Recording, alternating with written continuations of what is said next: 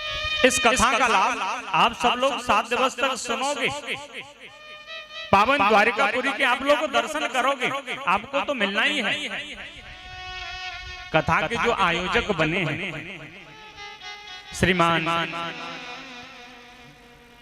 निरंजन कुमार कोटेटा जी, धर्मपत्नी सरोज देवी, उनके पुत्र मनीष कुमार कोटेटा, पुत्र वधु श्री अर्चिता कोटेटा, आप सभी को भी व्यासपीठ से बहुत बहुत साधुवाद, धन्यवाद। एक बार आप लोग सब तालियां बजाएं।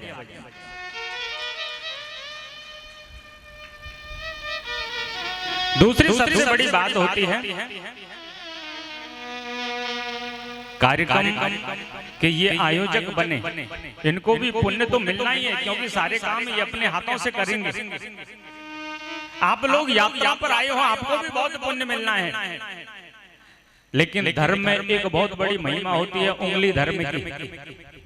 जो इस आयोजन को रचता है, इसकी भूमिका बनाता है, भूमिका में लोगों को जोड़ता है, इनको भी उंगली धर्म मिलता है। आप अगर किसी से कह दो भैया आप रोज एक हनुमान चालीसा पढ़ा करो, आपने केवल कहा है, पढ़ेगा वो पुण्य उसको मिलेगा, लेकिन जब वो पढ़ेगा तो कुछ अंश आपको भी प्राप्त होगा, क्योंकि आपने उसको उंगली दिखा के धर्म बताया।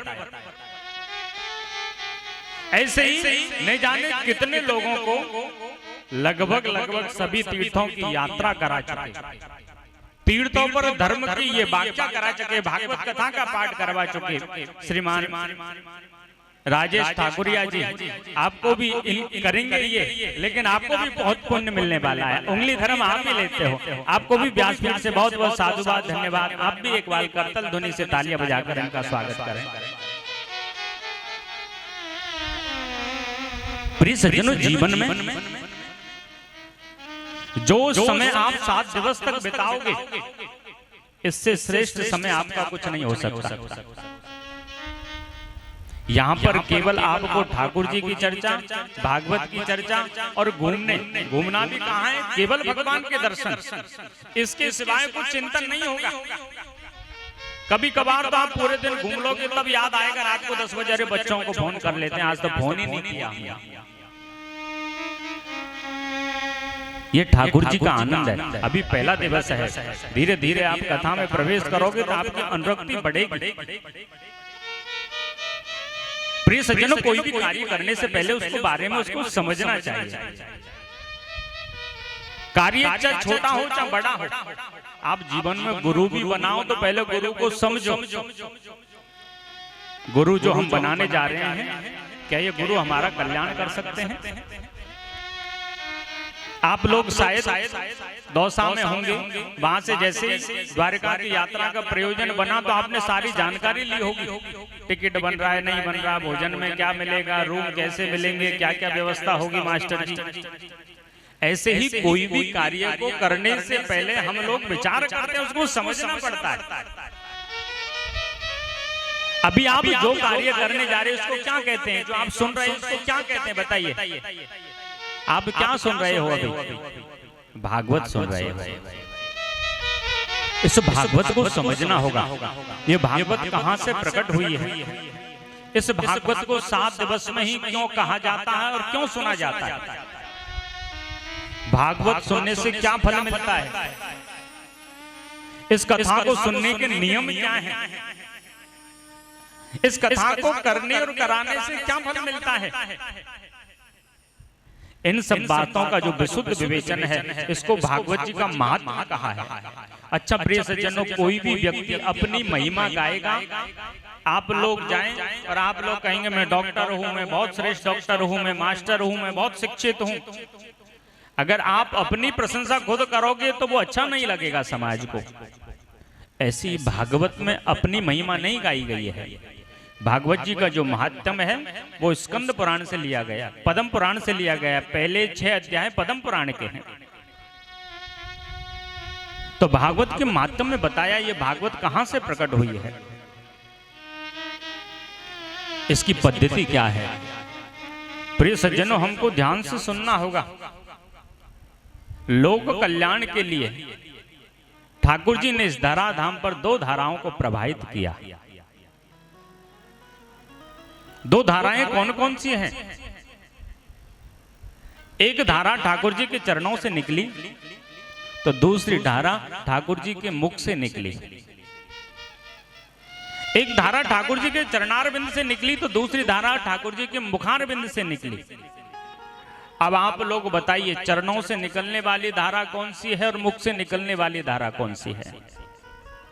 भगवान के चरणों से कौन सी धारा प्रकट हुई है बताइए? गंगा जी। बहुत सुंदर भाई, आप लोगों ने बहुत कथाएं सुनी हैं। द्वारिका में बैठकर तो सुन ही रहे हो, लेकिन आपकी जो दौसा नगरी है वो भी कोई वृंदावन काशी से कम नहीं है। वहां के लोग कहते हैं भाई छोटी काशी है दौसा। वहां पर एक कथा पूरी होती है, उससे पहले दो चालू हो जाती है। बड़ी महिमा है, आप लोगों ने नहीं जाने कितनी बार कथाएं सुनी होंगी। ठाकुर जी के चरणों से जो निकली है वो भागीरथी गंगा है, और भगवान के जो मुख से निकली है वो भागवती गंगा है। वो भागीरथी गंगा है, ये भागवती गंगा है।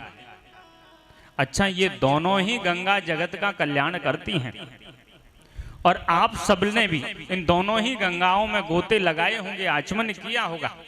हरिद्वार आप लोग गए होंगे। कौन कौन लोग गए हैं हरिद्वार? आप लोग तो सब घूमे फिरे हो भाई।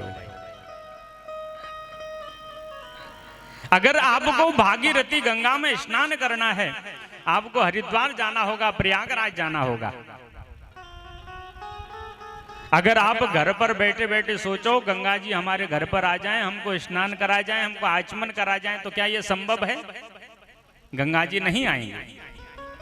अच्छा, दूसरी गंगा कौन सी है? यह है भागवती गंगा।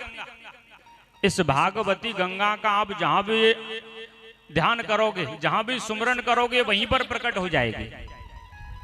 आपने दौसा के श्याम मंदिर में आह्वान किया तो वहां प्रकट हो गई। अब यहाँ स्वामी नारायण आश्रम में आपने आह्वान किया तो यहाँ पर ये भागवती गंगा प्रकट हो गई। सकल लोक जग पावनी गंगा। इस गंगा का सुमरन आप जहां करोगे वहीं पर ये प्रकट हो जाएगी। अच्छा, और भी समझना, कई लोग शंका करते हैं कि दोनों गंगाओं में सुलभ कौन सी है, श्रेष्ठ कौन सी है? तो को बड़ छोट कहे अपराधु, किसको छोटा बड़ा कहें ये तो अपराध हो जाएगा। लेकिन चरणों की अपेक्षा मुख का जो स्थान है ये श्रेष्ठ माना है। देयम सदा परिभवग्न मविष्ट दोहम तीर्थास्पदम शिव विरंच नुतम शरण्यम। भगवान के मुखार बिंदु को श्रेष्ठ माना। अच्छा, एक दृष्टांत से और आप समझिए। पहला तो मनुष्य शरीर मिलना ही बड़ा दुर्लभ है। बड़े भाग्य मानुष तन पावा। और भगवान के मुख से पूरे शरीर से 4 वर्णों की उत्पत्ति है। मुख से हैं ब्राह्मण। ब्राह्मण अपने कर्मों से श्रेष्ठ हैं। मुख को श्रेष्ठ माना तो क्या चरणों से निकलने वाली गंगा जी श्रेष्ठ नहीं है? गंगा की भी अपनी महिमा है। भगवान के चरणों का भी बड़े बड़े ऋषि मुनि ध्यान करते हैं।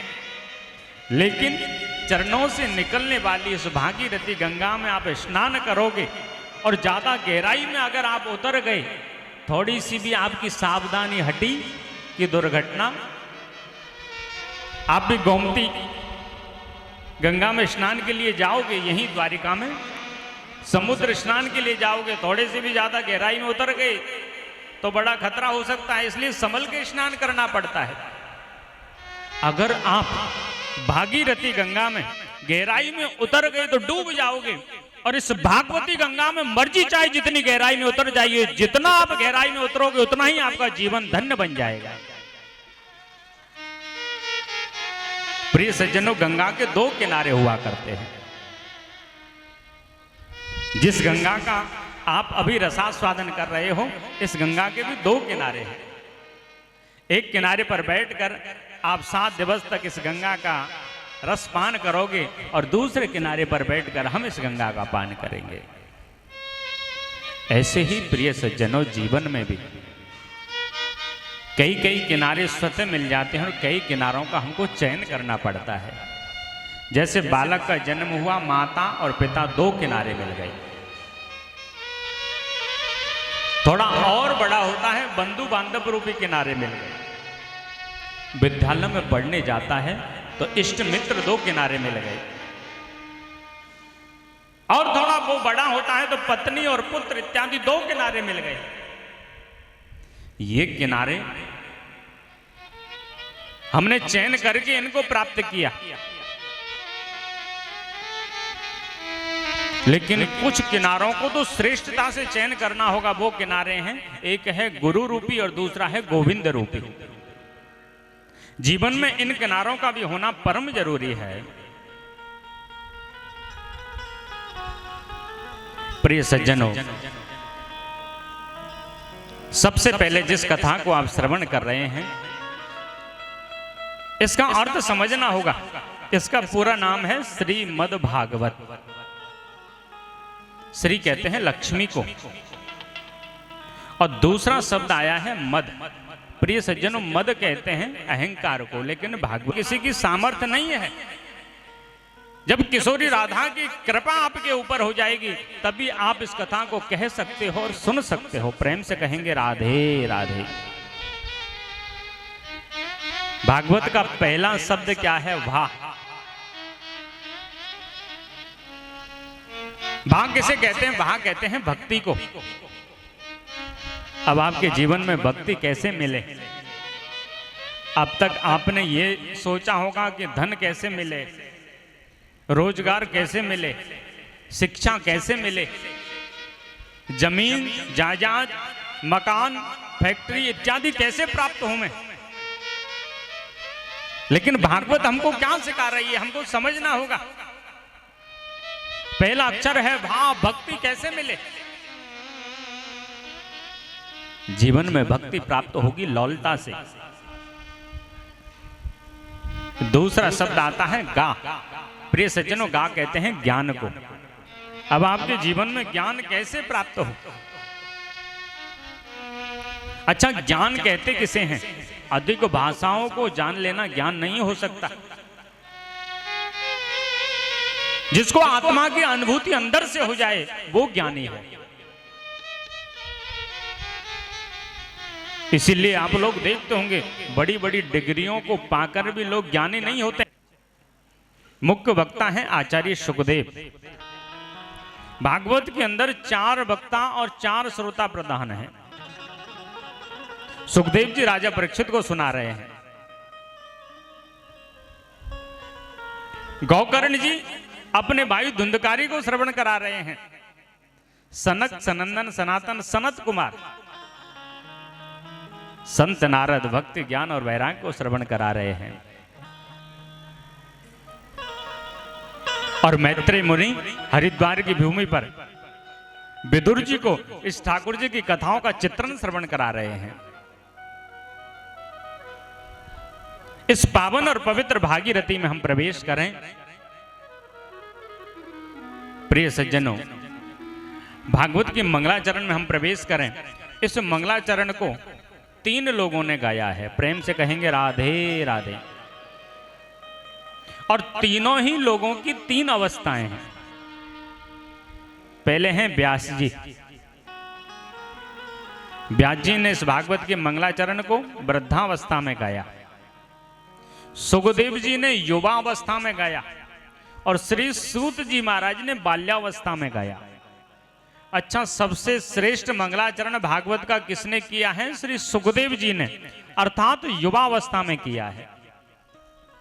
इसलिए भागवत को श्रवण करने की सबसे सुंदर कोई आयु है तो वो युवावस्था है। अब आप लोग विचार करते होंगे हमारी तो युवावस्था अब चली गई है। 50% लोग यहाँ पर 50+ के हैं। उनके पीछे 51-52 बन लगने लगा है तो उनको आदेश मिल गया घर छोड़ के वन में वास करने का प्रयास करो। जब बन लगने लग जाए, कितने लोग 50 से ऊपर हैं बताइए? आधे से भी ज्यादा है। यहाँ तो भाई 70% है। आप सब लोगों का ये कौन सा आश्रम चल रहा है आप लोग जानते हो? बहुत अच्छे, क्या बात है। 1 से 25 तक होता है ब्रह्मचर्य आश्रम और 25 से 50 तक होता है गृहस्थ आश्रम। और 50 से आगे का जो होता है वो है वानप्रस्थ आश्रम। आप सब लोग वानप्रस्थ आश्रम में प्रवेश कर रहे हो और चल भी रहे हो। ये आशा मत करना कि संन्यास आश्रम हमारा आएगा भी या नहीं आएगा। 75 के बाद हम जिएंगे नहीं जिएंगे क्या पता। और वानप्रस्थ का तात्पर्य होता है ग्रह का त्याग करना। तो ऐसी यात्राओं पर आप साल में 10-10, 15-15 दिन के लिए निकलते हो, यही ग्रह त्याग है। यही आपको वन में बांस का एक फल मिलता है। बहुत सुंदर बात है। युवा अवस्था में सुखदेव जी ने जो मंगलाचरण गाया है उसको बहुत श्रेष्ठ बताया है। लेकिन कई लोग प्रश्न करते महाराज हमारी तो युवा अवस्था निकल गई, क्या हम अब भागवत का फल प्राप्त नहीं कर सकते? क्या हमारे जीवन में भागवत जी का मंगलाचरण नहीं हो सकता? हो सकता है। जैसे पूर्व काल की जो माताएं हैं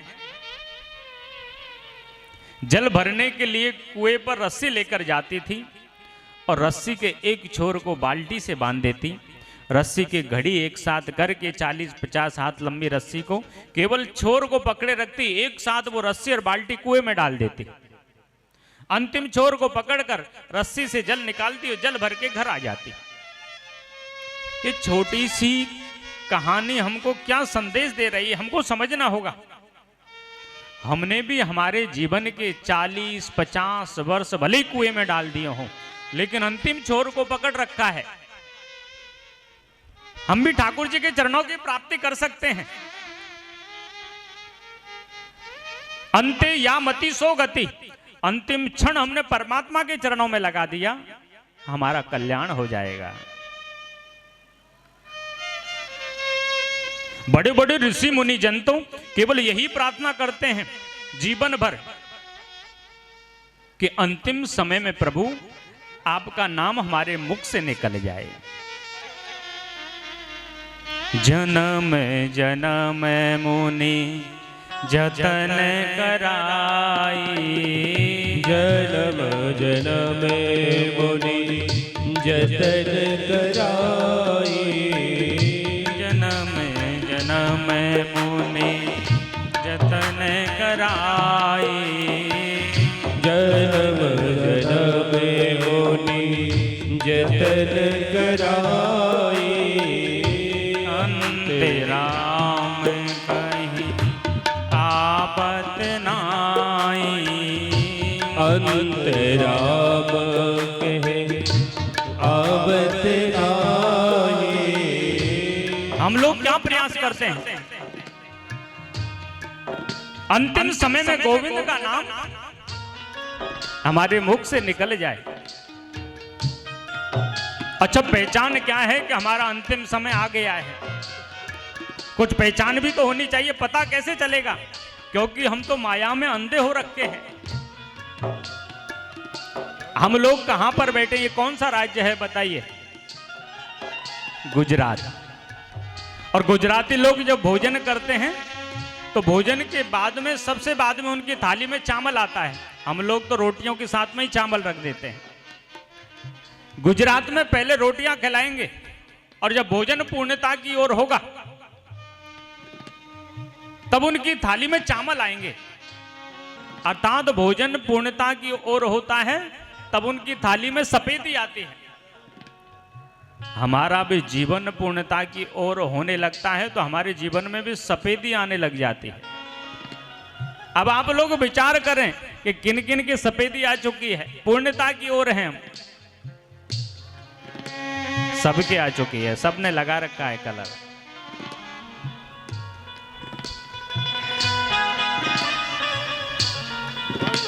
कौन सा समय निकल जाए, क्या से क्या हो जाए पल में, मिट्टी बने शरीर का। एक पल का हमारा पता नहीं है।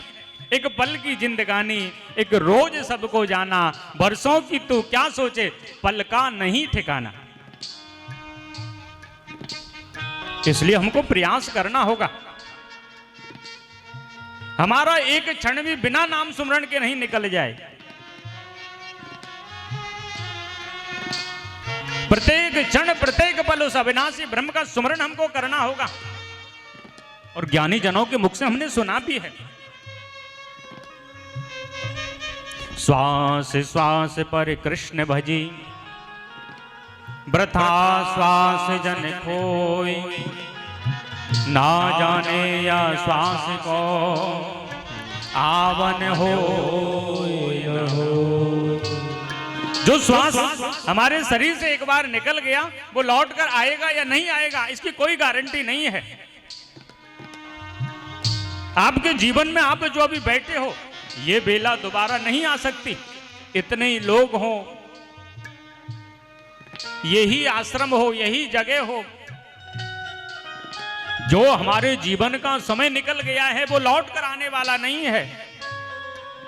हमको प्रयास करना होगा, जो हमारा बचा है उसको हम संभाल ले में। क्या भरोसा है इस जिंदगी का, साथ देती नहीं ये किसी का। इस जिंदगी ने अभी तक किसी का साथ नहीं दिया।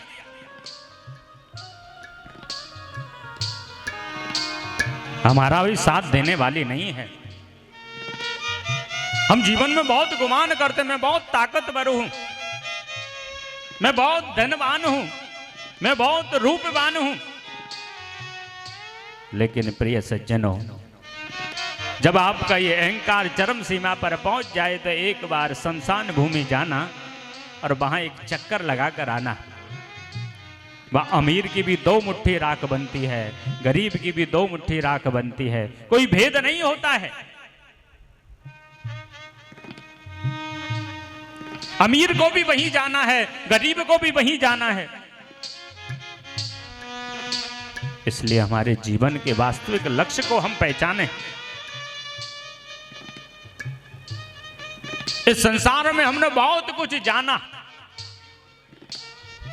संसार में हम आए हैं, आना जाना जाना, सगे संबंधी भाई बंधुओं को हमने जाना,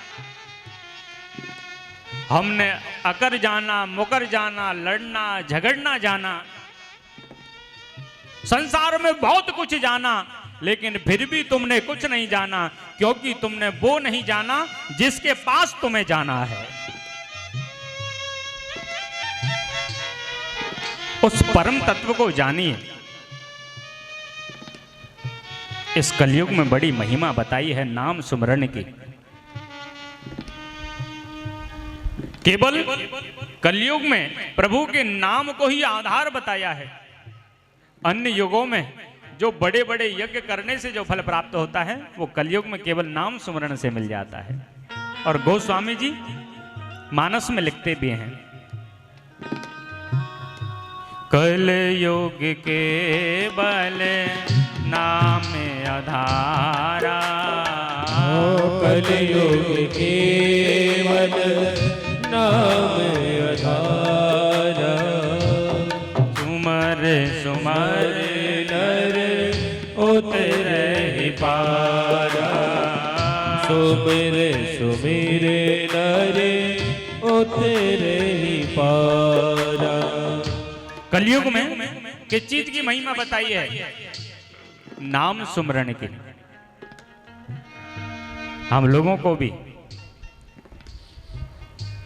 सोते जागते उठते प्रत्येक परिस्थिति में प्रभु का चिंतन करना चाहिए।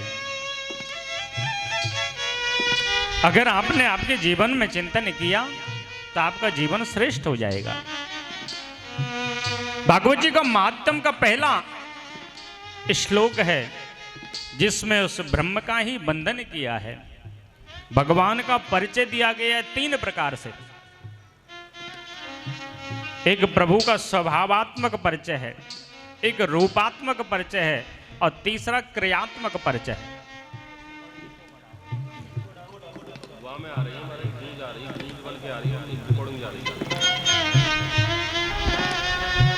पहला श्लोक क्या है? सच्चिदानंद रूपाय विश्वोत्पत्त्यादि हेतवे तापत्रय विनाशाय श्रीकृष्णाय वयं नमः। सच्चित आनंद स्वरूप जिनका है, ये भगवान का रूपात्मक परिचय है, स्वरूपात्मक परिचय है। भगवान कैसे हैं? सत्य चित्त और आनंद स्वरूप है।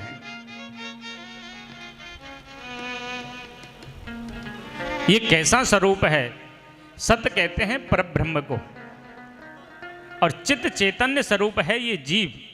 जब चित्त चैतन्य स्वरूप जीव सत स्वरूप परमात्मा की शरण में जाता है तो उसके जीवन में आनंद आ जाता है।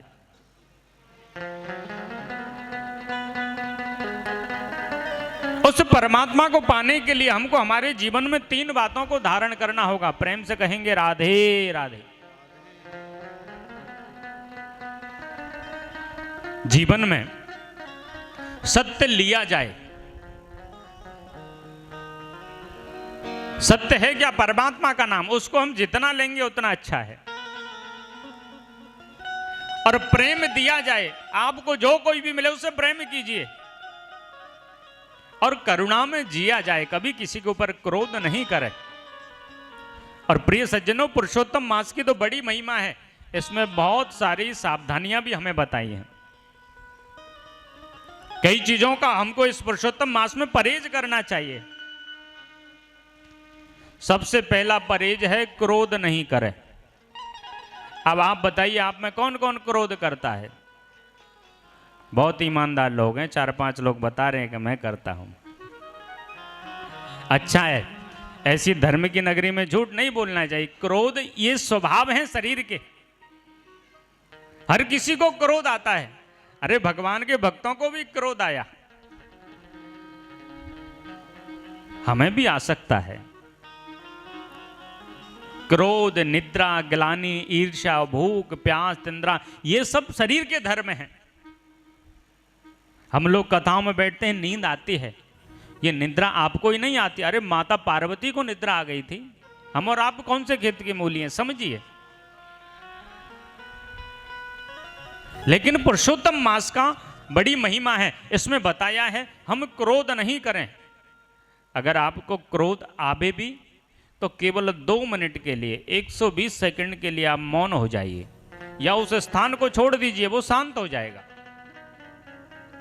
झूठ नहीं बोले। अब ये बात हम नहीं पूछेंगे कि आप में झूठ कौन कौन बोलता है, वो चेहरे से पता चल जाएगा। आप बोलते हो क्या झूठ? आप बहुत ईमानदार भक्त हो भाई, श्रोता बहुत अच्छे मिले हो बहुत कम संख्या में, लेकिन सार सार आया है छन छन के। दौसा में खूब चलनी लगाई होगी, ये छन छन के निकल के जो सार सार है वो द्वारिका में आके पहुंचा है।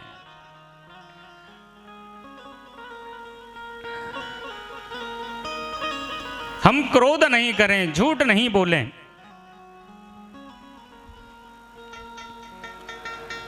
कभी किसी की निंदा नहीं करें। पुरुषोत्तम मास में तो कम से कम 1 महीने का इनका परहेज तो आपको करना ही चाहिए। कोई एक नियम व्रत ऐसा पालें कि 1 महीने हम शिव चालीसा पढ़ेंगे, दुर्गा चालीसा पढ़ेंगे, गायत्री चालीसा पढ़ेंगे, हनुमान चालीसा पढ़ेंगे, सुंदरकांड का पाठ करेंगे। अगर ज्यादा कुछ नहीं होता, गुरु मंत्र की एक माला करेंगे। कोई भी नियम एक अवश्य 1 महीने का, जीवन में पूरे में हो तो बहुत अच्छी बात है, लेकिन 1 महीने का तो नियम होना ही चाहिए। और आप लोग 1 महीने का भी नहीं बना पाओ तो कम से कम 7 दिन तो बना ही लेना। 1 दिन तो आपका निकल ही चुका है, अब 6 दिन शेष बचे हैं। अगर आपने 6 दिन में भी कोई नियम बना लिया तो आप समझिए पूरे 1 महीने का नियम पूर्ण हो जाएगा, क्योंकि यहां तो 100 गुना ज्यादा फलित होता है इस भूमि पर। तो चाहे आप गायत्री चालीसा पढ़ें, चाहे गुरु मंत्र का जाप करें, हनुमान चालीसा पढ़ें, चाहे आप शिवजी पर जल चढ़ावें, जो आपको अनुकूल लगता हो वो एक नियम अवश्य पाले। कोई कहता है कि हमने तो गुरु भी नहीं बनाया, पढ़ना भी नहीं आता है, अब बताओ हम क्या नियम पाल सकते हैं? छोटे छोटे बहुत सारे मंत्र हैं, द्वादशाक्षर मंत्र, ओम नमो भगवते वासुदेवाय, इस मंत्र का जाप कीजिए। और प्रिय सज्जनों, एक और बहुत अच्छी बात समझने की है, जीवन में गुरु होना बहुत जरूरी है। जिसका जीवन में गुरु नहीं, उसका जीवन ही शुरू नहीं। गु कहते हैं अंधकार को, रू कहते हैं प्रकाश को। जो जीवन से अज्ञान रूपी अंधकार मिटा के ज्ञान रूपी प्रकाश की ओर ले जाता, वह गुरु है। अगर आपके जीवन में गुरु नहीं है तो आप कितने भी यज्ञ करें, मंत्र पढ़ें, दान करें, पुण्य करें, उसका फल आपको मिलने वाला नहीं है। ये एक माध्यम है गुरु। गुरु मंत्र जीवन में होना परम जरूरी है। जिन्होंने गुरु बनाया है बहुत पुण्यशाली हैं, नहीं भी बनाया है, जब तक उनको श्रेष्ठ गुरु नहीं मिलता है, ठाकुर जी को ही गुरु मानिए। कृष्णम वंदे जगत गुरु। किसी की हनुमान जी में श्रद्धा है तो हनुमान जी को गुरु बना लीजिए। करऊं कृपा गुरुदेव की नाई। लेकिन हृदय से उनके प्रति भाव जागृत कीजिए, आज से आप मेरे गुरु हो। हमारे जीवन में गुरु होना परम जरूरी है।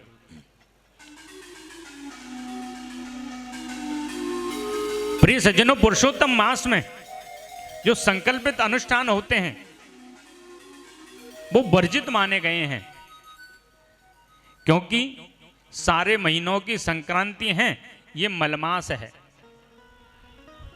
संक्रांति नहीं होने के कारण इसमें वर्जित बताया है। और इसका नाम पुरुषोत्तम क्यों है? क्योंकि भगवान विष्णु का नाम पुरुषोत्तम है। 12 महीनों के देवता प्रधान बने हुए थे, लेकिन ये 13वां माह जब भगवान ने बनाया, इसका कोई प्रधान बनने को तैयार नहीं। तब श्री हरि विष्णु ने कहा कि इस मास को मैं अपना ही नाम देता हूं, तब से इसका नाम पुरुषोत्तम मास होता है। इस मास को यह वरदान भी दिया गया कि इस मास के अंदर कोई भी धर्म करेगा, नाम स्मरण करेगा, भजन करेगा, यज्ञ करेगा, दान करेगा, कई गुना जाला 100 गुना फलित होकर उसको उसका फल मिलेगा।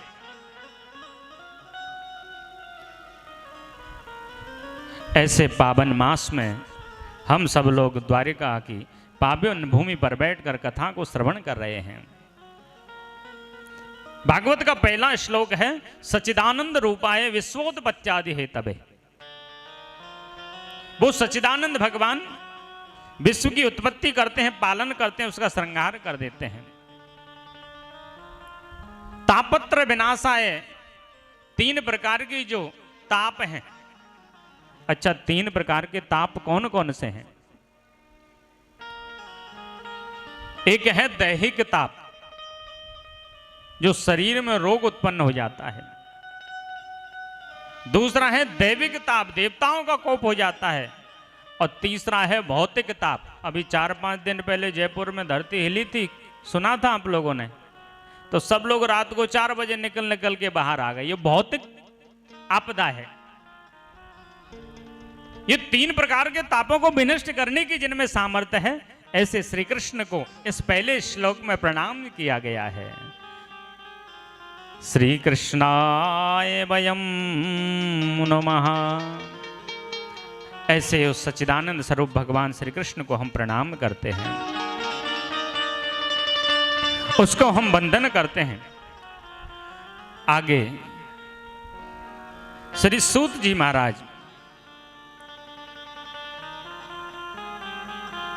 नैमिषारण्य की पावन भूमि है, 88,000 ऋषि मुनि वहां पर बैठे हुए हैं। उन ऋषियों के मध्य में अनायास श्री सूत जी महाराज का आगमन होता है। सौनक आदि ऋषि उनके आदर सत्कार में खड़े होते हैं। प्रिय सज्जनों, एक और ज्ञान की बात आप लोग सुने। जितनी भी कथाओं का वाचन किया गया है वो नैमिषारण्य में ही किया गया है। चाहे आप सत्यनारायण की कथा सुनोगे, चाहे भागवत जी की कथा सुन लीजिए। शायद आप लोग नैमिषारण्य की पावन भूमि पर गए भी होंगे। आप में से कौन कौन भक्तों ने दर्शन किए हैं? आप लोगों ने पूरी भारत भूमि के दर्शन कर चुके हो, आप बहुत महान हो। इस भूमि का नाम नैमिषारण्य क्यों पड़ा? एक समय ऋषियों के मन में संकल्प हुआ, हम दीर्घकालीन ज्ञान का सत्र चलाना चाहते हैं, ज्ञान का सत्र चलाना चाहते हैं। ब्रह्मा जी के पास गए, ब्रह्मा जी सभी ऋषियों को लेकर भगवान नारायण के पास गए।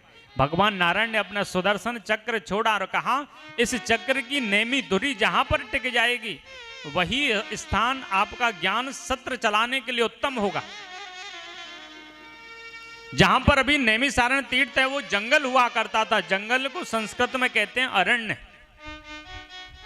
उस चक्र की नेमी जिस अरण्य में, जिस जंगल में जाकर रुकी उसका नाम हो गया नैमिषारण्य। और आज भी आप लोग जाते हो तो वहां पर चक्र तीर्थ है, जहां पर वो चक्र की ध्वनि टिकी है। और उस चक्र तीर्थ में लोग जाकर अपने पितरों का पिंडदान करते हैं, स्नान करते हैं। अमावस्या पर बड़ी भीड़ होती है वहां पर। ऐसी उस पावन भूमि में 88,000 ऋषि मुनि बैठे हैं। सूत जी महाराज का आगमन होता है। सारे ऋषियों ने हाथ जोड़कर प्रश्न किया है, प्रभु हमें कोई ऐसी आप कथा सुनाइए जिससे ठाकुर जी के चरणों की प्राप्ति हो जाए। बहुत संक्षिप्त में प्रश्न किया। अच्छा, हमको भी कोई ज्ञानी जन मिल जाए तो हम भी प्रश्न करते हैं। हम लोगों के प्रश्न क्या रहते हैं?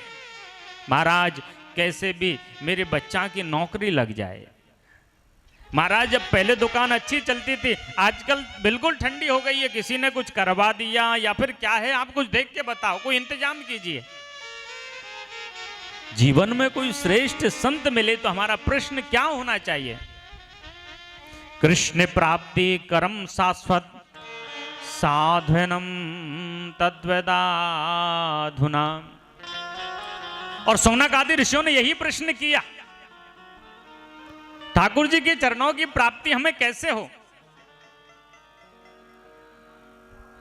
सूत जी महाराज ने सौनक आदि ऋषियों को कहा है, ऋषियों आपने अपने जीवन में बहुत सुंदर प्रश्न किया है।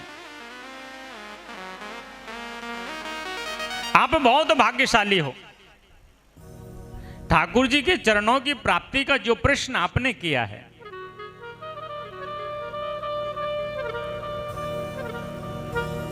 हमको भी यही प्रश्न करना चाहिए।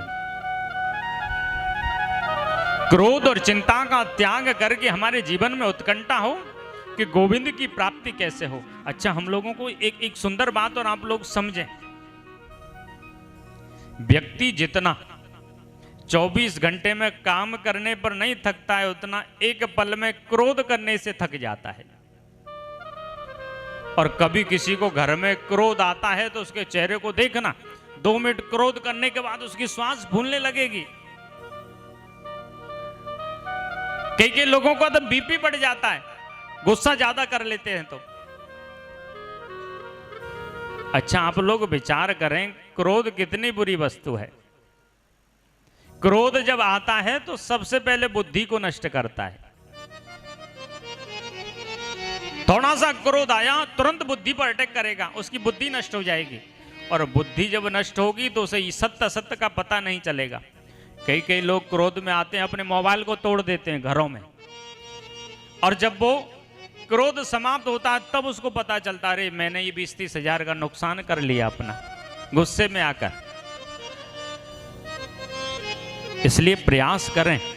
ये तो वैसे भी पुरुषोत्तम मास चल रहा है, इसमें तो परहेज क्रोध का करना ही चाहिए। लेकिन 7 दिवस तक आप यहां पर रहें तो समय का कोई अभाव हो जाए, खान पान में कुछ अभाव हो जाए, रहन सहन में कुछ अभाव हो जाए, तो ठाकुर जी का प्रसाद समझिए सब चीज को। यहाँ पर आज ये कथा भी रात्रि को हो रही है तो ये भी ठाकुर जी की कृपा है। हम लोग यहाँ पर जो भी प्राप्त करेंगे वो केवल और केवल ठाकुर जी का प्रसाद समझकर 7 दिन तक उसको हमको ग्रहण करना है। चाहे आपको यहाँ पर असुविधा हो चाहे ज्यादा सुविधा हो, ठाकुर जी का प्रसाद और प्रसाद केवल उसको प्रसाद समझना है। आपकी यात्रा सफल हो जाएगी, आपका जीवन धन्य हो जाएगा। यात्रा का तात्पर्य ही त्याग होता है। हम अभी अभी ज़्यादा से ज़्यादा 20-25 दिन पहले लौटे हैं 4 धाम की यात्रा करके, और हमारे साथ में करीब 150-200 लोगों का एक समूह था। और आप लोग तो जानते हो 4 धाम की यात्रा में कितनी कठिनाई होती है। कई लोग जब ज्यादा थक जाते तो क्रोध करते आपस में। अच्छा, हमारे सामने क्रोध नहीं करते तो हम उनके पास चले जाते, भैया आप हमसे अब अच्छे से गुस्सा करो, हमें पता है आपको कष्ट हो रहा है।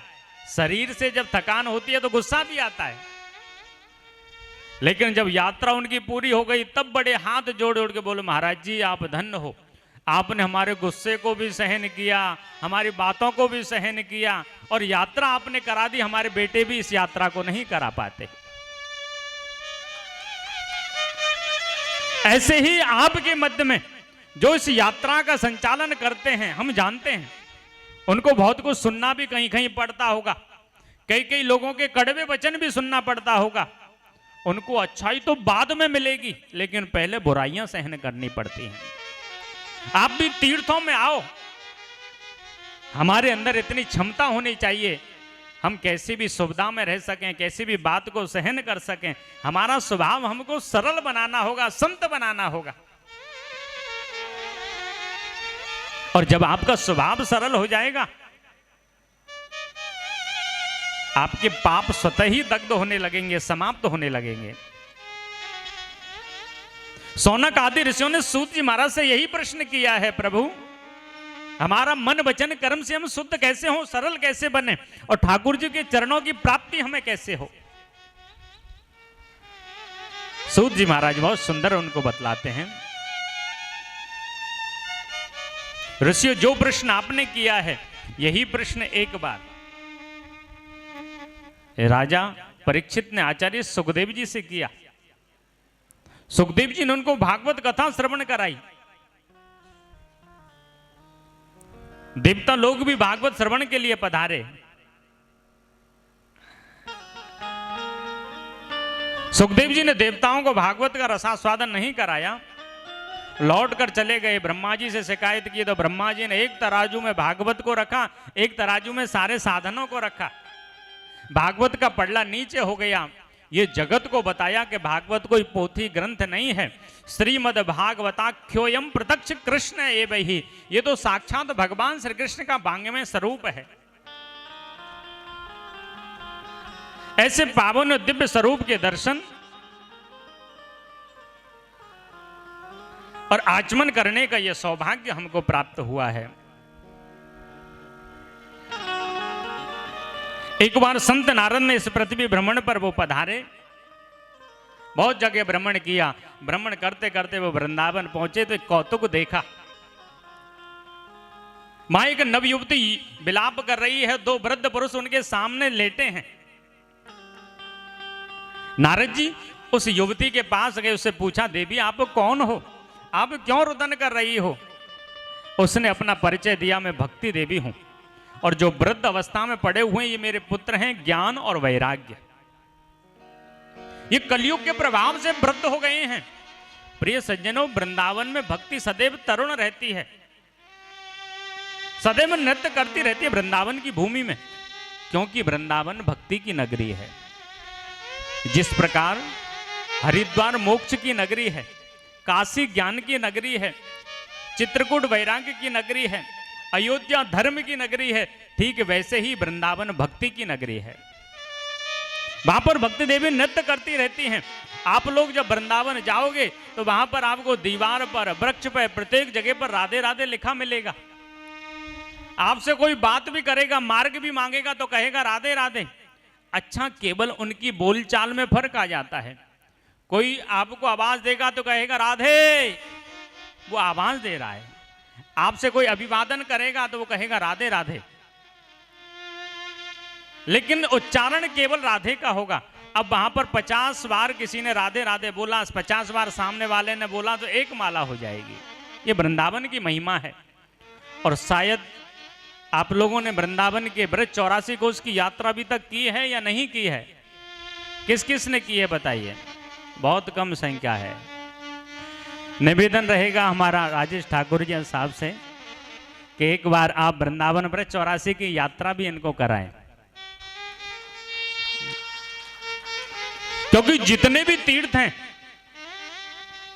मैया देवकी और वसुदेव चाहते थे तीर्थ यात्रा पर जाने के लिए, तो ठाकुर जी ने सारे तीर्थों को ही ब्रज में बुला लिया और ब्रज के 84 की यात्रा ठाकुर जी ने स्वयं अपने माता पिता को करवाई और उसमें बताया शरीर का जो पूरी लंबाई है ये भी 84 अंगुल की है, जीव को योनियां भी मिलती हैं वो भी 84 हैं, और जो केवल एक ब्रज 84 की यात्रा कर लेता है वो 84 के भम बंधन से छूट जाता है। इसलिए आप ब्रजमंडल में जब घूमोगे तो वहां पर बद्री, केदार, हरिद्वार, ऋषिकेश सब कुछ आपको मिलेगा। सारे तीर्थ वहां पर बसे हुए हैं। उस पावन वृंदावन में भक्ति देवी विलाप कर रही हैं। संत नारद ने भक्ति का कष्ट की निवृत्ति के लिए वेद वेदांत का पाठ किया। जब कुछ नहीं हुआ, आकाशवाणी हुई है, संत नारद आप सत्कर्म कीजिए।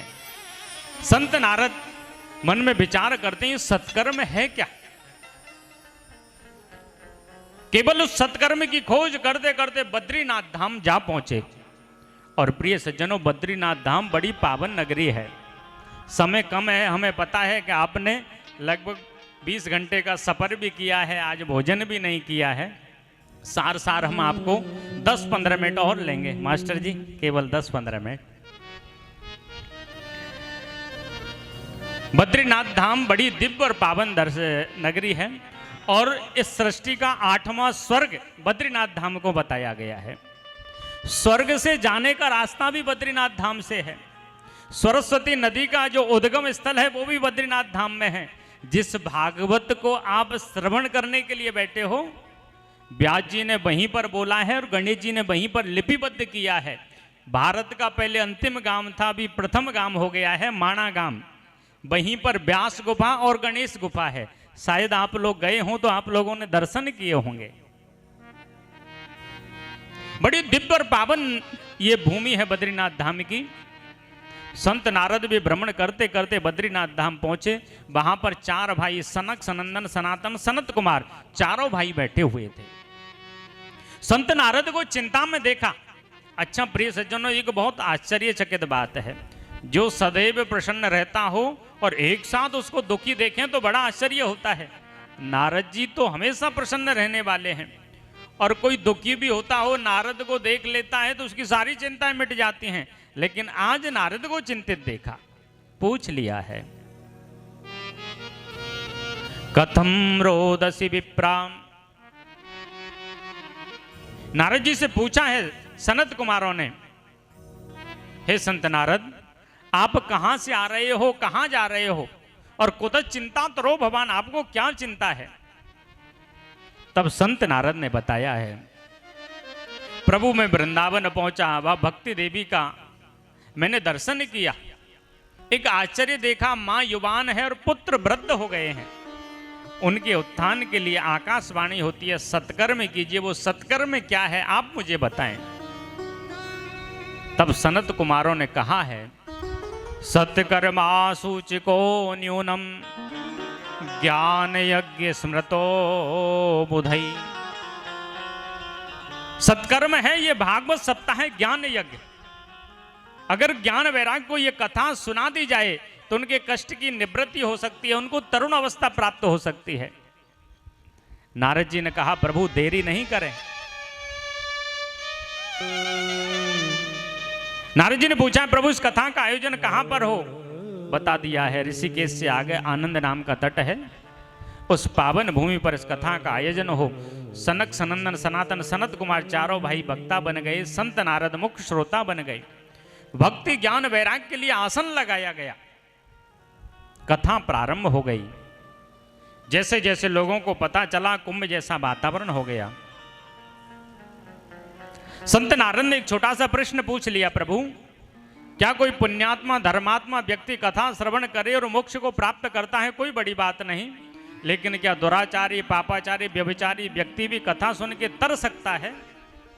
सनत कुमारों ने कहा है, हाँ नारद, कोई दुराचार पापाचार करते करते वो भूत प्रेत पिशाच योनि को भी चला गया हो उसके नाम से भी अगर कथा कराई जावे तो उस योनि से भी उसको मुक्ति मिल जाती है।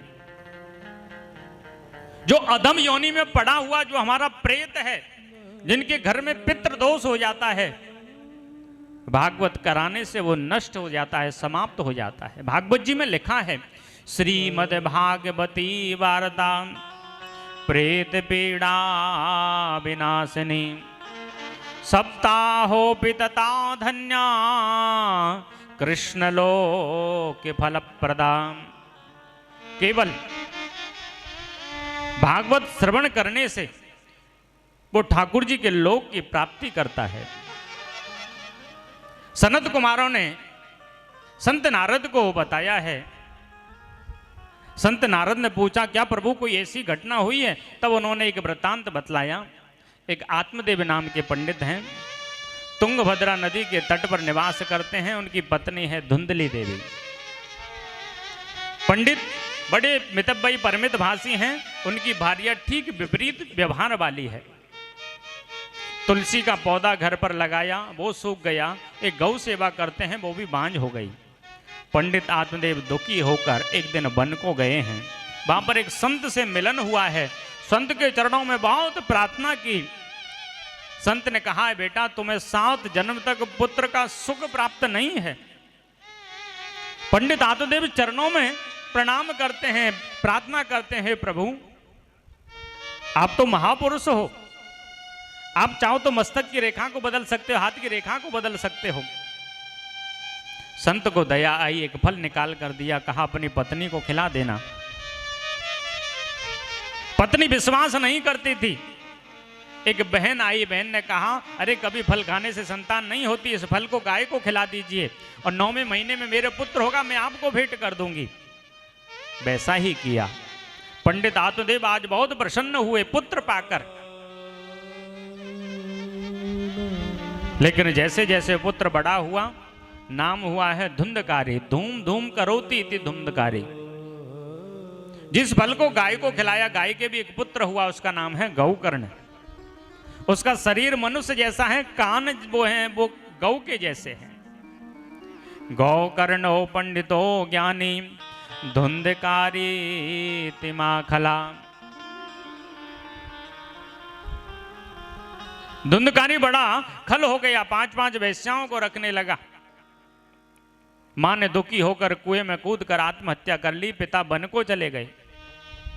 गौकर्ण जी तीर्थ यात्रा पर निकल गए।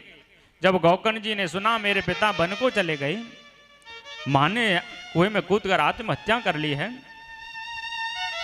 5-5 वेश्याएं धुंधकारी रखता था। वेश्याओं ने धुंधकारी को समाप्त कर दिया। गौकर्ण जी ने गया में जाकर तीनों के नाम का पिंडदान किया है। एक दिन लौटकर अपने नगर को आए। गौकर्ण की मुक्ति नहीं हुई है। भारी प्रेत बना घर में पड़ा है। क्योंकि प्रिय सज्जनों, गया में जब पिंडदान होता है तो गोत्र का नाम का उच्चारण होता है। गौकर्ण जी ने आत्मदेव के कुल और गोत्र का उच्चारण किया था। धुंधकारी जो था वो आत्मदेव का पुत्र नहीं था, धुंधली की बहन का पुत्र था। अगर उसके घर के गोत्र का उच्चारण होता तो उसको मुक्ति मिलती। महान प्रेत बना हुआ है। गौकर्ण जी ने सूर्य के रथ को रुकवाया। सूर्य देव ने कहा है, आप भागवत कथा का रसपान अपने भाई को करवाइए, इसकी मुक्ति हो जाएगी। गौकर्ण जी ने धुंधकारी को इस कथामृत का दिव्य और पावन उपदेश किया। धुंधकारी वैकुंठ को चला गया। यहां पर सनत कुमार भक्ति ज्ञान और वैराग्य को इस कथा को श्रवण करवाते हैं।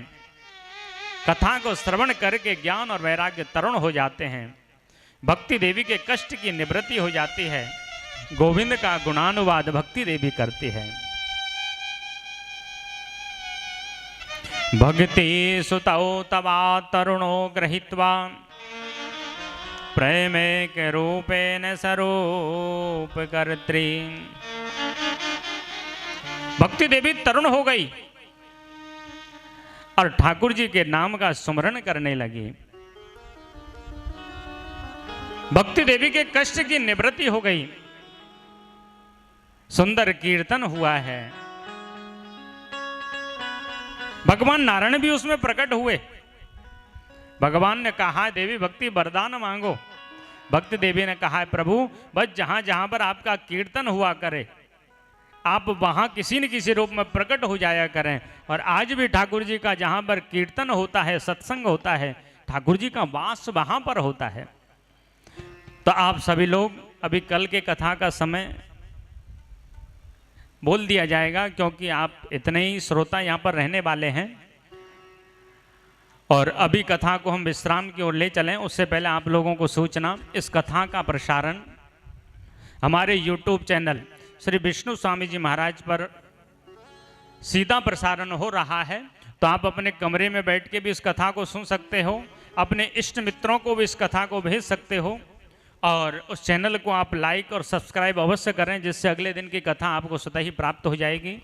अभी आपको हमारे मार साहब जी कुछ दो शब्द कह रहे हैं सूचना रूप में।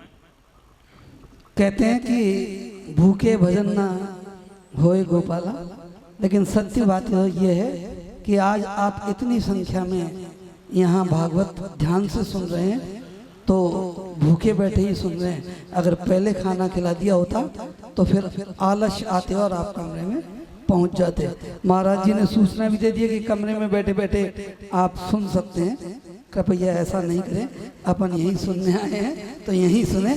कल का कथा का कार्यक्रम मैं बता रहा हूँ। और देखिए ये हम पर बहुत बड़ी कृपा है द्वारकाधीश भगवान की कि हम बड़े आराम से यहाँ पहुँचे हैं और बड़े हर्ष और उल्लास के साथ समय पर, जैसा हमारा प्रथम दिन का कार्यक्रम था लगभग समय पर कार्यक्रम भी हुआ है। वरना हमारी सुधा बहन 4 दिन पहले 20 तारीख को यहाँ आई थी। इनसे पूछिए क्या स्थिति मिली थी। 70 किलोमीटर पहले ट्रेन ने उतार दिया, वहाँ से बसों में यहाँ आए तो इतना इतना पानी भरा था। उस दिन की कल्पना कीजिए और आज की कल्पना कीजिए। ये प्रभु की कृपा और भागवत की कृपा है। कल का कार्यक्रम जो रहेगा उसकी मैं सूचना दे दूं। वैसे तो ग्रुप में डाल दिया गया है। प्रातः 4:30 बजे आपको चाय प्रसादी तैयार मिलेगी। आप जब चाहें 4:30 बजे। जहां पर टिक जाएगी वही स्थान आपका ज्ञान सत्र चलाने के लिए उत्तम होगा। जहां पर अभी नैमिसारण तीर्थ है वो जंगल हुआ करता था। जंगल को संस्कृत में कहते हैं अरण्य। उस चक्र की नेमी जिस अरण्य में, जिस जंगल में जाकर रुकी उसका नाम हो गया नैमिसारण्य। और आज भी आप लोग जाते हो तो वहां पर चक्र तीर्थ है, जहां पर वो चक्र की ध्वनि टिकी है। और उस चक्र तीर्थ में लोग जाकर अपने पितरों का पिंडदान करते हैं, स्नान करते हैं। अमावस्या पर बड़ी भीड़ होती है वहां पर। ऐसी उस पावन भूमि में 88,000 ऋषि मुनि बैठे हैं। सूत जी महाराज का आगमन होता है। सारे ऋषियों ने हाथ जोड़कर प्रश्न किया है प्रभु हमें कोई ऐसी आप कथा सुनाइए जिससे ठाकुर जी के चरणों की प्राप्ति हो जाए। बहुत संक्षिप्त में प्रश्न किया। अच्छा, हमको भी कोई ज्ञानी जन मिल जाए तो हम भी प्रश्न करते हैं। हम लोगों के प्रश्न क्या रहते हैं? महाराज कैसे भी मेरे बच्चा की नौकरी लग जाए। महाराज जब पहले दुकान अच्छी चलती थी, आजकल बिल्कुल ठंडी हो गई है, किसी ने कुछ करवा दिया या फिर क्या है, आप कुछ देख के बताओ, कोई इंतजाम कीजिए। जीवन में कोई श्रेष्ठ संत मिले तो हमारा प्रश्न क्या होना चाहिए? कृष्ण प्राप्ति करम शाश्वत साधनम तद्वेदाधुना। और सौनक आदि ऋषियों ने यही प्रश्न किया, ठाकुर जी के चरणों की प्राप्ति हमें कैसे हो? सूत जी महाराज ने सौनक आदि ऋषियों को कहा है, ऋषियों आपने अपने जीवन में बहुत सुंदर प्रश्न किया है। आप बहुत भाग्यशाली हो। ठाकुर जी के चरणों की प्राप्ति का जो प्रश्न आपने किया है,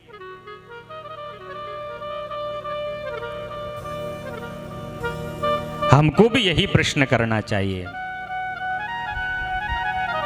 क्रोध और चिंता का त्याग करके हमारे जीवन में उत्कंठा हो, कि गोविंद की प्राप्ति कैसे हो। अच्छा, हम लोगों को एक सुंदर बात और आप लोग समझें,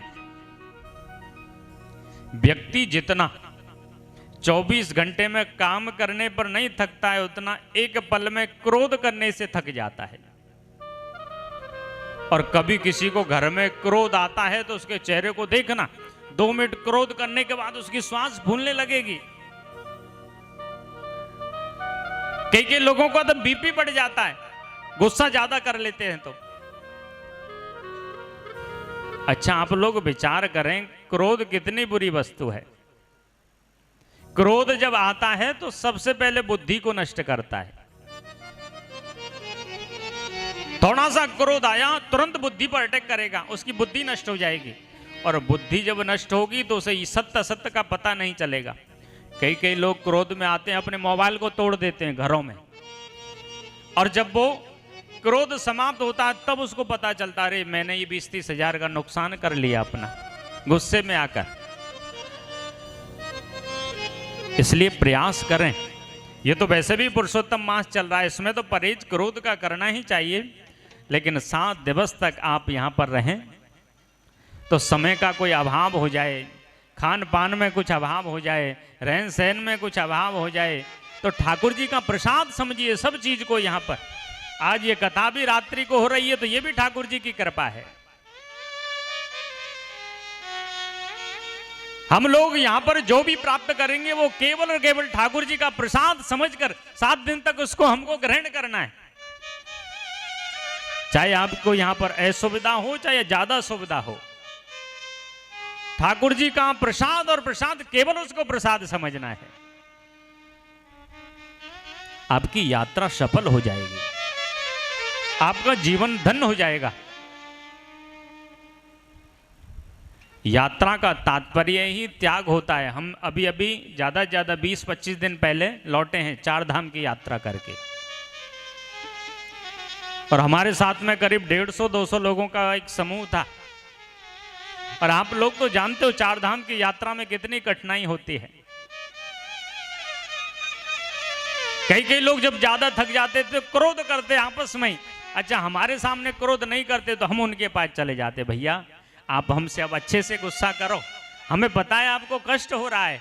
शरीर से जब थकान होती है तो गुस्सा भी आता है, लेकिन जब यात्रा उनकी पूरी हो गई तब बड़े हाथ जोड़ जोड़ के बोले, महाराज जी आप धन्य हो, आपने हमारे गुस्से को भी सहन किया, हमारी बातों को भी सहन किया, और यात्रा आपने करा दी। हमारे बेटे भी इस यात्रा को नहीं करा पाते। ऐसे ही आपके मध्य में जो इस यात्रा का संचालन करते हैं, हम जानते हैं उनको बहुत कुछ सुनना भी कहीं कहीं पड़ता होगा, कई लोगों के कड़वे वचन भी सुनना पड़ता होगा। उनको अच्छाई तो बाद में मिलेगी, लेकिन पहले बुराइयां सहन करनी पड़ती हैं।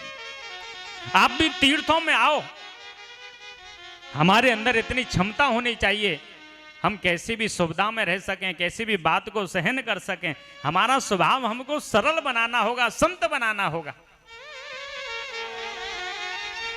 और जब आपका स्वभाव सरल हो जाएगा,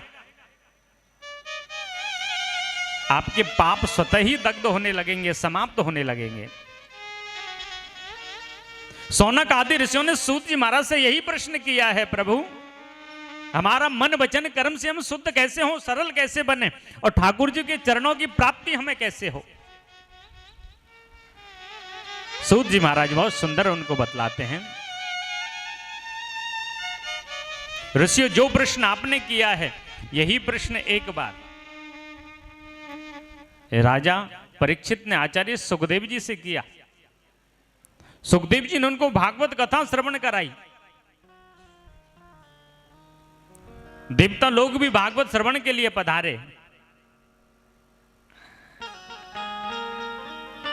सुखदेव जी ने देवताओं को भागवत का रसास्वादन नहीं कराया, लौट कर चले गए। ब्रह्मा जी से शिकायत की तो ब्रह्मा जी ने एक तराजू में भागवत को रखा, एक तराजू में सारे साधनों को रखा। भागवत का पड़ला नीचे हो गया। ये जगत को बताया कि भागवत कोई पोथी ग्रंथ नहीं है, श्रीमद् भागवताख्योयम प्रत्यक्ष कृष्ण एव ही, ये तो साक्षात भगवान श्री कृष्ण का वांग्मय स्वरूप है। ऐसे पावन दिव्य स्वरूप के दर्शन और आचमन करने का यह सौभाग्य हमको प्राप्त हुआ है। एक बार संत नारद ने इस पृथ्वी भ्रमण पर वो पधारे, बहुत जगह भ्रमण किया। भ्रमण करते करते वो वृंदावन पहुंचे तो एक कौतुक देखा।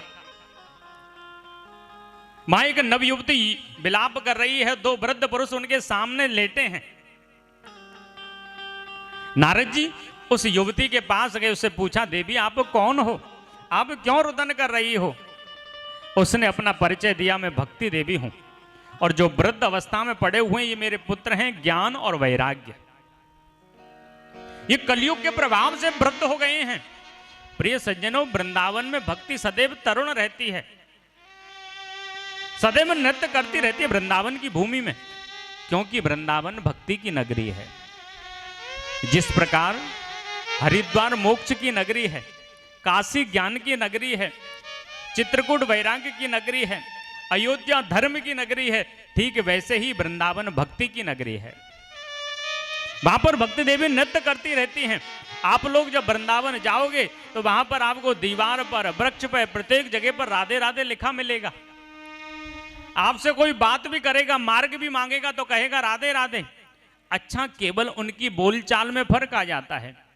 कोई आपको आवाज देगा तो कहेगा राधे, वो आवाज दे रहा है। आपसे कोई अभिवादन करेगा तो वो कहेगा राधे राधे, लेकिन उच्चारण केवल राधे का होगा। अब वहां पर 50 बार किसी ने राधे राधे बोला, 50 बार सामने वाले ने बोला तो एक माला हो जाएगी। ये वृंदावन की महिमा है। और शायद आप लोगों ने वृंदावन के ब्रज 84 कोस की यात्रा अभी तक की है या नहीं की है? किस किस ने की है बताइए? बहुत कम संख्या है। निवेदन रहेगा हमारा राजेश ठाकुर जी साहब से कि एक बार आप वृंदावन ब्रज 84 की यात्रा भी इनको कराएं, क्योंकि जितने भी तीर्थ हैं, मैया देवकी और वसुदेव चाहते थे तीर्थ यात्रा पर जाने के लिए, तो ठाकुर जी ने सारे तीर्थों को ही ब्रज में बुला लिया और ब्रज के 84 की यात्रा ठाकुर जी ने स्वयं अपने माता पिता को करवाई और उसमें बताया शरीर का जो पूरी लंबाई है ये भी 84 अंगुल की है, जीव को योनियां भी मिलती हैं वो भी 84 हैं, और जो केवल एक ब्रज 84 की यात्रा कर लेता है वो 84 के भम बंधन से छूट जाता है। इसलिए आप ब्रजमंडल में जब घूमोगे तो वहां पर बद्री, केदार, हरिद्वार, ऋषिकेश सब कुछ आपको मिलेगा। सारे तीर्थ वहां पर बसे हुए हैं। उस पावन वृंदावन में भक्ति देवी विलाप कर रही हैं। संत नारद ने भक्ति का कष्ट की निवृत्ति के लिए वेद वेदांत का पाठ किया। जब कुछ नहीं हुआ, आकाशवाणी हुई है, संत नारद आप सत्कर्म कीजिए। संत नारद मन में विचार करते हैं सत्कर्म है क्या? केवल उस सत्कर्म की खोज करते करते बद्रीनाथ धाम जा पहुंचे। और प्रिय सज्जनों, बद्रीनाथ धाम बड़ी पावन नगरी है। समय कम है, हमें पता है कि आपने लगभग 20 घंटे का सफर भी किया है, आज भोजन भी नहीं किया है। सार हम आपको 10-15 मिनट और लेंगे मास्टर जी, केवल 10-15 मिनट। बद्रीनाथ धाम बड़ी दिव्य और पावन नगरी है और इस सृष्टि का 8वां स्वर्ग बद्रीनाथ धाम को बताया गया है। स्वर्ग से जाने का रास्ता भी बद्रीनाथ धाम से है। सरस्वती नदी का जो उद्गम स्थल है वो भी बद्रीनाथ धाम में है। जिस भागवत को आप श्रवण करने के लिए बैठे हो, व्यास जी ने वहीं पर बोला है और गणेश जी ने वहीं पर लिपिबद्ध किया है। भारत का पहले अंतिम गांव था, अभी प्रथम गांव हो गया है माणा गांव। वहीं पर व्यास गुफा और गणेश गुफा है। शायद आप लोग गए हों तो आप लोगों ने दर्शन किए होंगे। बड़ी दिव्य और पावन ये भूमि है बद्रीनाथ धाम की। संत नारद भी भ्रमण करते करते बद्रीनाथ धाम पहुंचे। वहां पर 4 भाई सनक, सनंदन, सनातन, सनत कुमार, चारों भाई बैठे हुए थे। संत नारद को चिंता में देखा। अच्छा प्रिय सज्जनों, एक बहुत आश्चर्यचकित बात है, जो सदैव प्रसन्न रहता हो और एक साथ उसको दुखी देखें तो बड़ा आश्चर्य होता है। नारद जी तो हमेशा प्रसन्न रहने वाले हैं, और कोई दुखी भी होता हो नारद को देख लेता है तो उसकी सारी चिंताएं मिट जाती हैं। लेकिन आज नारद को चिंतित देखा। पूछ लिया है। कथम रोदसी विप्रा, नारद जी से पूछा है सनत कुमारों ने, हे संत नारद, आप कहां से आ रहे हो, कहां जा रहे हो, और कुतः चिंता तरो भगवान, आपको क्या चिंता है? तब संत नारद ने बताया है, प्रभु मैं वृंदावन पहुंचा, वह भक्ति देवी का मैंने दर्शन किया, एक आश्चर्य देखा, मां युवान है और पुत्र वृद्ध हो गए हैं। उनके उत्थान के लिए आकाशवाणी होती है, सत्कर्म कीजिए। वो सत्कर्म क्या है आप मुझे बताएं। तब सनत कुमारों ने कहा है, सत्कर्मा सूचिको न्यूनम ज्ञान यज्ञ स्मृतो बुधई। सत्कर्म है ये भागवत सप्ताह है, ज्ञान यज्ञ। अगर ज्ञान वैराग्य को ये कथा सुना दी जाए तो उनके कष्ट की निवृत्ति हो सकती है, उनको तरुण अवस्था प्राप्त हो सकती है। नारद जी ने कहा, प्रभु देरी नहीं करें। नारद जी ने पूछा, प्रभु इस कथा का आयोजन कहां पर हो? बता दिया है, ऋषिकेश से आगे आनंद नाम का तट है, उस पावन भूमि पर इस कथा का आयोजन हो। सनक सनंदन सनातन सनत कुमार चारों भाई वक्ता बन गए, संत नारद मुख्य श्रोता बन गए। भक्ति ज्ञान वैराग्य के लिए आसन लगाया गया, कथा प्रारंभ हो गई। जैसे जैसे लोगों को पता चला, कुंभ जैसा वातावरण हो गया।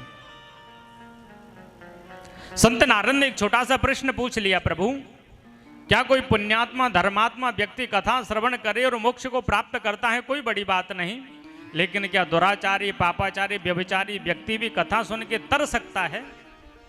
सनत कुमारों ने कहा है, हाँ नारद, कोई दुराचार पापाचार करते करते वो भूत प्रेत पिशाच योनि को भी चला गया हो, उसके नाम से भी अगर कथा कराई जावे तो उस योनि से भी उसको मुक्ति मिल जाती है। जो अधम योनि में पड़ा हुआ जो हमारा प्रेत है, जिनके घर में पितृ दोष हो जाता है, भागवत कराने से वो नष्ट हो जाता है, समाप्त हो जाता है। भागवत जी में लिखा है, श्रीमद् भागवती वार्ता प्रेत पीड़ा विनाशिनी सप्ताहोपि तथा धन्या कृष्ण लोक फल प्रदान। केवल भागवत श्रवण करने से वो ठाकुर जी के लोक की प्राप्ति करता है। सनत कुमारों ने संत नारद को बताया है। संत नारद ने पूछा, क्या प्रभु कोई ऐसी घटना हुई है? तब उन्होंने एक वृत्तांत बतलाया। एक आत्मदेव नाम के पंडित हैं, तुंगभद्रा नदी के तट पर निवास करते हैं। उनकी पत्नी है धुंधली देवी। पंडित बड़े मितव्ययी परमित भाषी हैं। उनकी भार्या ठीक विपरीत व्यवहार वाली है। तुलसी का पौधा घर पर लगाया, वो सूख गया। एक गौ सेवा करते हैं, वो भी बांझ हो गई। पंडित आत्मदेव दुखी होकर एक दिन वन को गए हैं। वहां पर एक संत से मिलन हुआ है। संत के चरणों में बहुत प्रार्थना की। संत ने कहा है, बेटा तुम्हें 7 जन्म तक पुत्र का सुख प्राप्त नहीं है। पंडित आत्मदेव चरणों में प्रणाम करते हैं, प्रार्थना करते हैं, प्रभु आप तो महापुरुष हो, आप चाहो तो मस्तक की रेखा को बदल सकते हो, हाथ की रेखा को बदल सकते हो। संत को दया आई, एक फल निकाल कर दिया, कहा अपनी पत्नी को खिला देना। पत्नी विश्वास नहीं करती थी। एक बहन आई, बहन ने कहा, अरे कभी फल खाने से संतान नहीं होती, इस फल को गाय को खिला दीजिए और 9वें महीने में मेरे पुत्र होगा, मैं आपको भेंट कर दूंगी। वैसा ही किया। पंडित आत्मदेव आज बहुत प्रसन्न हुए पुत्र पाकर। लेकिन जैसे जैसे पुत्र बड़ा हुआ, नाम हुआ है धुंधकारी। धूम धूम करोति इति धुंधकारी। जिस फल को गाय को खिलाया, गाय के भी एक पुत्र हुआ, उसका नाम है गौकर्ण।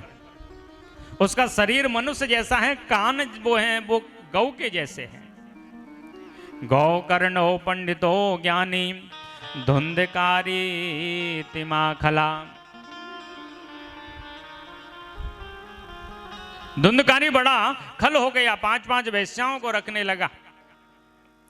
मां ने दुखी होकर कुएं में कूद कर आत्महत्या कर ली। पिता वन को चले गए। गौकर्ण जी तीर्थ यात्रा पर निकल गए। जब गौकर्ण जी ने सुना मेरे पिता वन को चले गए, मां ने कुएं में कूदकर आत्महत्या कर ली है। 5-5 वेश्याएं धुंधकारी रखता था, वेश्याओं ने धुंधकारी को समाप्त कर दिया। गौकर्ण जी ने गया में जाकर तीनों के नाम का पिंडदान किया है। एक दिन लौटकर अपने नगर को आए, गौकर्ण की मुक्ति नहीं हुई है, भारी प्रेत बना घर में पड़ा है। क्योंकि प्रिय सज्जनों, गया में जब पिंडदान होता है तो गोत्र का नाम का उच्चारण होता है। गौकर्ण जी ने आत्मदेव के कुल और गोत्र का उच्चारण किया था। धुंधकारी जो था वो आत्मदेव का पुत्र नहीं था, धुंधली की बहन का पुत्र था। अगर उसके घर के गोत्र का उच्चारण होता तो उसको मुक्ति मिलती। महान प्रेत बना हुआ है। गौकर्ण जी ने सूर्य के रथ को रुकवाया। सूर्य देव ने कहा है आप भागवत कथा का रसपान अपने भाई को करवाइए, इसकी मुक्ति हो जाएगी। गौकर्ण जी ने धुंधकारी को इस कथामृत का दिव्य और पावन उपदेश किया। धुंधकारी वैकुंठ को चला गया। यहां पर सनत कुमार भक्ति ज्ञान और वैराग्य को इस कथा को श्रवण करवाते हैं। कथा को श्रवण करके ज्ञान और वैराग्य तरुण हो जाते हैं। भक्ति देवी के कष्ट की निवृत्ति हो जाती है। गोविंद का गुणानुवाद भक्ति देवी करती है। भक्ति सुतौ तवा तरुणो गृहीत्वा प्रेमे के रूपेण स्वरूप कर्त्री। भक्ति देवी तरुण हो गई और ठाकुर जी के नाम का सुमरण करने लगी। भक्ति देवी के कष्ट की निवृत्ति हो गई। सुंदर कीर्तन हुआ है। भगवान नारायण भी उसमें प्रकट हुए। भगवान ने कहा देवी भक्ति वरदान मांगो। भक्ति देवी ने कहा प्रभु बस जहां जहां पर आपका कीर्तन हुआ करे आप वहां किसी न किसी रूप में प्रकट हो जाया करें। और आज भी ठाकुर जी का जहां पर कीर्तन होता है, सत्संग होता है, ठाकुर जी का वास वहां पर होता है। तो आप सभी लोग अभी कल के कथा का समय बोल दिया जाएगा, क्योंकि आप इतने ही श्रोता यहाँ पर रहने वाले हैं। और अभी कथा को हम विश्राम की ओर ले चलें उससे पहले आप लोगों को सूचना, इस कथा का प्रसारण हमारे YouTube चैनल श्री विष्णु स्वामी जी महाराज पर सीधा प्रसारण हो रहा है। तो आप अपने कमरे में बैठ के भी इस कथा को सुन सकते हो, अपने इष्ट मित्रों को भी इस कथा को भेज सकते हो। और उस चैनल को आप लाइक और सब्सक्राइब अवश्य करें, जिससे अगले दिन की कथा आपको स्वतः ही प्राप्त हो जाएगी। अभी आपको हमारे मार साहब जी कुछ 2 शब्द कह रहे हैं सूचना रूप में। कहते हैं कि भूखे भजन ना होए गोपाला, लेकिन सत्य बात यह है कि आज आप इतनी संख्या में यहाँ भागवत ध्यान से सुन रहे हैं तो भूखे बैठे ही सुन रहे हैं। अगर पहले खाना खिला दिया होता तो फिर आलस आते और आप कमरे में पहुंच जाते। महाराज जी ने सूचना भी दे दी कि कमरे में बैठे बैठे आप सुन सकते हैं। कृपया ऐसा नहीं करें, अपन यहीं सुनने आए हैं तो यहीं सुने। कल का कथा का कार्यक्रम मैं बता रहा हूँ। और देखिए ये हम पर बहुत बड़ी कृपा है द्वारकाधीश भगवान की कि हम बड़े आराम से यहाँ पहुँचे हैं और बड़े हर्ष और उल्लास के साथ समय पर, जैसा हमारा प्रथम दिन का कार्यक्रम था लगभग समय पर कार्यक्रम भी हुआ है। वरना हमारी सुधा बहन 4 दिन पहले 20 तारीख को यहाँ आई थी। इनसे पूछिए क्या स्थिति मिली थी। 70 किलोमीटर पहले ट्रेन ने उतार दिया, वहाँ से बसों में यहाँ आए तो इतना इतना पानी भरा था। उस दिन की कल्पना कीजिए और आप आज की कल्पना कीजिए। ये प्रभु की कृपा और भागवत की कृपा है। कल का कार्यक्रम जो रहेगा उसकी मैं सूचना दे दूं। वैसे तो ग्रुप में डाल दिया गया है। प्रातः 4:30 बजे आपको चाय प्रसादी तैयार मिलेगी। आप जब चाहें 4:30 बजे आपको चाय प्रसादी मिलेगी। दिन भर आप आज की थकान उतार लें और शाम को दर्शन आदि के लिए सुकून से जाएं। रात्रि 8 बजे शाम की प्रसादी आपको मिलेगी। गरम गरम चपाती की व्यवस्था करवाई गई है, तो एक साथ सब को व्यवस्था नहीं हो सकती है। पहले वे लोग प्रसादी ग्रहण करें जिनका आज का व्रत है, और उसके बाद शिवनारायण होटल, शिवनारायण वाले, शिवलहरी वाले, और उसके बाद यहाँ वाले। इस तरह से क्रम से 50 प्लेट ही अभी लगी है, उसके बाद आपको रुकना पड़ेगा। तो पहले उनको जिन्होंने सुबह से कुछ भी नहीं खाया है, व्रत किया है, और उसके बाद क्रम से श्री राधे। सभी भक्त सभी आरती के लिए खड़े हो जाएंगे।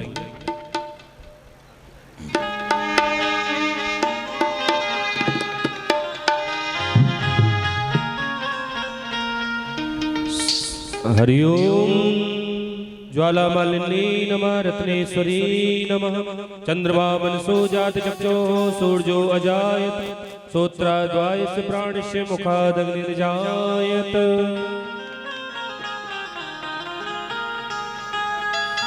श्री बांके बिहारी तेरी आरती गाओ, बांके बिहारी तेरी आरती गाओ, आरती गाओ प्यारे तुमको रिझाओ, आरती गाओ प्यारे तुमको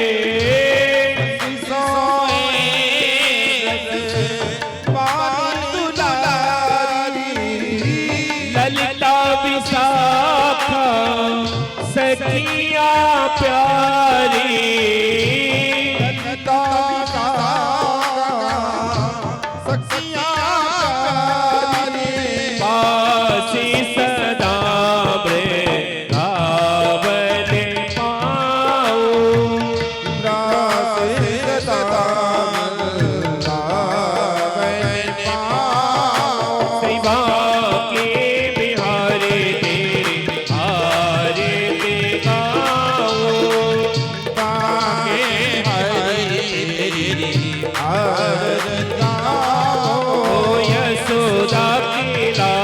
तेरी आरती गाऊं गोकुल में हरि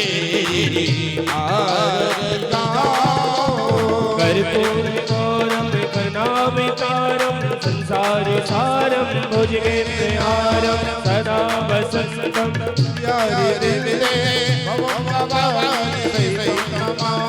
त्वमेव माता च पिता त्वमेव त्वमेव बन्धो च सखा त्वमेव त्वमेव सर्वं मम देव त्वमेव सर्वं मम देव त्वमेव सर्वं मम देव। हरि ओम जलेन शीतले कर्णम पुष्पे देवाभिवंदनम आरोग्यार्थे आत्माभिवंदनम। ओम देवः शांतिरंतरिक्षकुं शांतिः पृथ्वी शांतिरापः शांतिरोग्धयः शांतिः वनस्पतयः शांतिर्षे देवाः शांति ब्रह्म शांतिः सर्वकं शांतिः शांतिरेव शांतिः सामा शांतिरेधिः। मंत्रपुष्पांजलिः। हरि ओम जजनेन जजमय जन्तदेवास्तानि धर्माणि प्रथमान्यासन्न तेहनाकं महिमानः सचन्द्र यत्र पूर्वे साध्याः सन्ति देवाः। हरि ओम एकदन्ताय विद्महे वक्रतुण्डाय धीमहि तन्नो दन्तिः प्रचोदयात्। हरि ओम नन्दनन्दनाय विद्महे यशोदानन्दनाय धीमहि तन्नो श्रीकृष्णः प्रचोदयात्।